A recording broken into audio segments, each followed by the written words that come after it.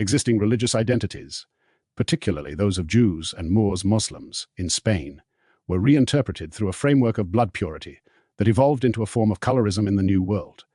Instead of merely categorizing people by religious belief, the Spanish Inquisition and the later caste system began to treat religious conversion as insufficient, creating an association between pure Spanish blood, whiteness, and social status. How religious identities were radicalized racism. Purity of blood, limpieza de sangre.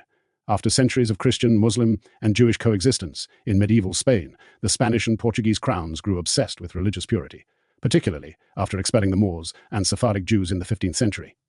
To be pure-blooded was to be of untainted Christian ancestry, meaning one had no Jewish or Muslim ancestors, known as conversos or moriscos, respectively. The Inquisition, the Spanish Inquisition, was used to persecute conversos and moriscos accused of secretly practicing their old religions. But it also institutionalized the racial idea that Jewish and Moorish heritage was an indelible stain passed through blood, regardless of genuine conversion. Expansion to the colonies. When the Spanish conquistadors arrived in the Americas, they brought the ideology of limpieza de sangritum. This worldview quickly intertwined with New World colonial exploitation, where indigenous and African peoples were categorized at the bottom of a new racial and color-based hierarchy. Colorism and the caste system. In the colonies, the obsession with blood purity merged with color-based hierarchies to create the caste system. Caste paintings. This Mexican genre of painting visually represented the system by depicting 16 or more categories of people, organized by their parentage and skin color. These paintings created a pseudo-scientific, race-based visual guide to social hierarchy. Hierarchy and value in this new system, European ancestry and lighter skin placed a person closer to the top, while African and indigenous ancestry and darker skin placed them closer to the bottom. Whitening logic, blanqueamiento.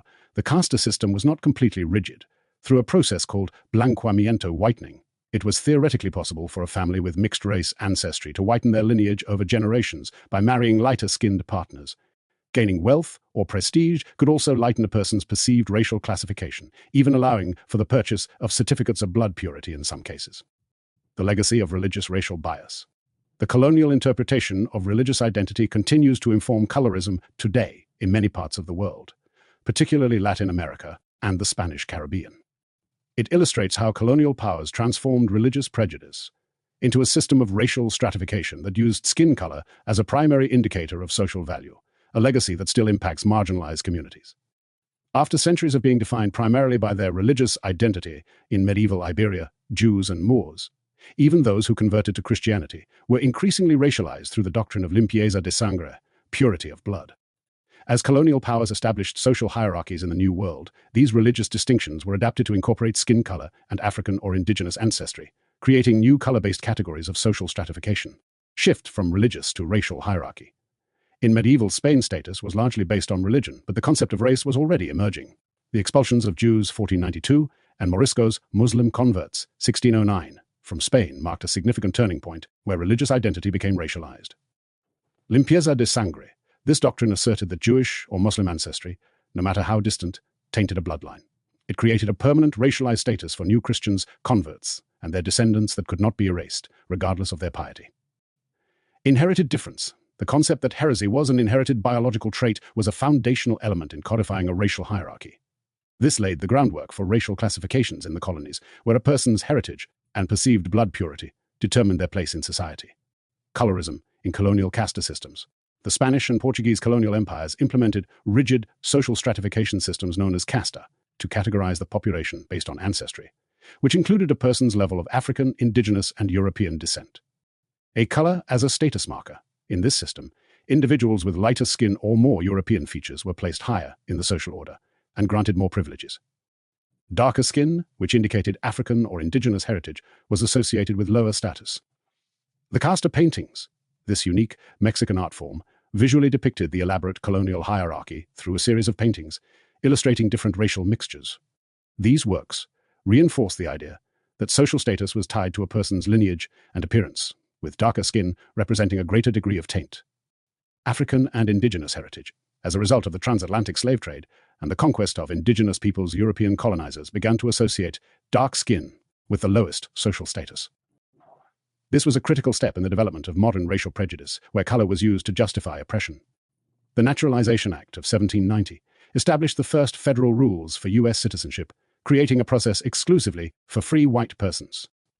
The law enabled European immigrants to become citizens while explicitly excluding non-white people, such as enslaved and free black people, Native Americans, and later, Asian immigrants.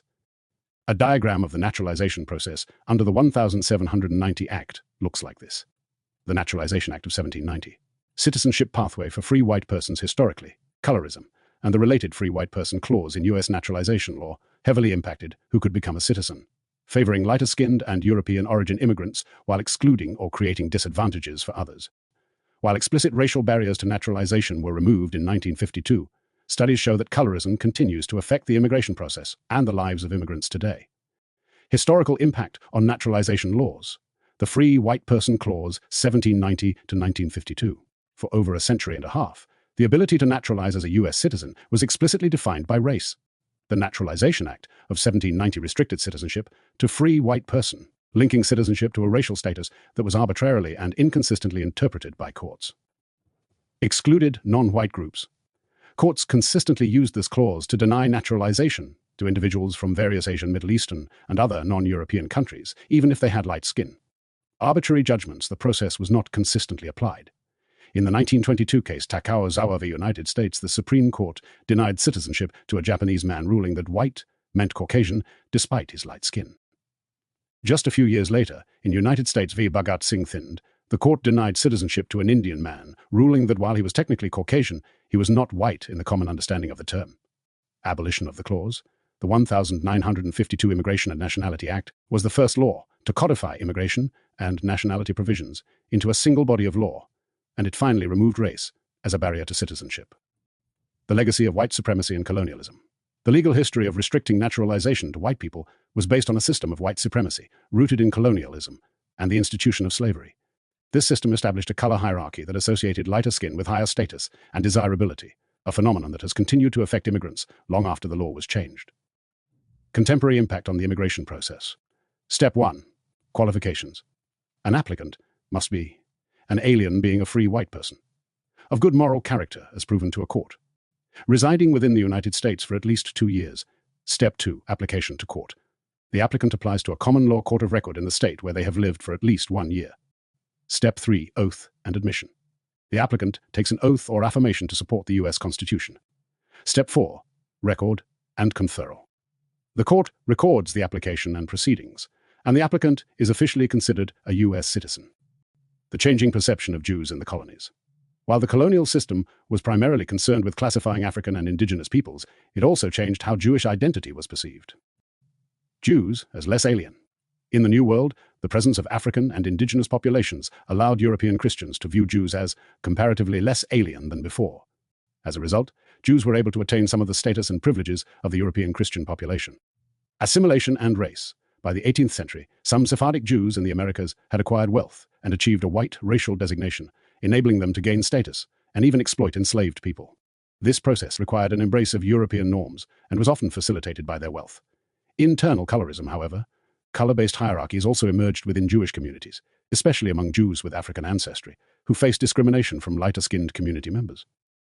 This process of racialization, in which Moors and Jews were central to the initial ideological framework, became a blueprint for colorism that continues to have ramifications in post-colonial societies. Ultimately, the Spanish and Portuguese colonial caste systems transformed a religious and genealogical classification system into a physical and color-based one. Veracruz has served as a significant entry point and community